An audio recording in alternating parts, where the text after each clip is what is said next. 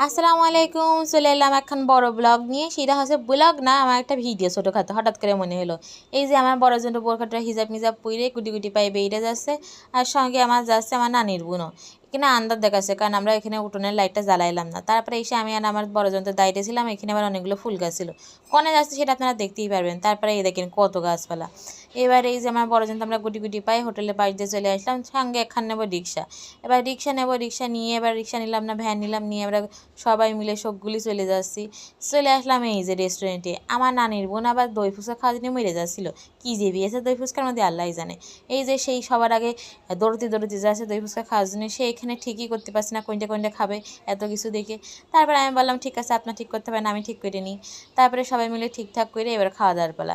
সঙ্গে দেখে এখানে আবার একটা নক্ষণ আটও কিনেছে, যেন এখানে এসে সবাই ছবি তুলতে পারে। পরে অপেক্ষা করতে করতে এই যে আমরাও যে বস যে এদিকে হাঙরের দল খাওয়া দাওয়া করে রেখেই গেছে। তারপরে ওইগুলো পরিষ্কার করে দেওয়ার পর এই যে আমাদের তা চলে আসলে আমাদের খাওয়া দাওয়া শেষ হলো। খাওয়া দাওয়া শেষ হওয়ার পর খেলাম কিন্তু অনেক কিছু, কিন্তু দেখাতে মনে নেই। আজকে দিনটা এরকম করেই গিয়েলো, সন্ধ্যাটা খুব মজা করলাম। সবাই ভালো থাকবেন, সাবস্ক্রাইব করবেন। আল্লাহ হাফেজ।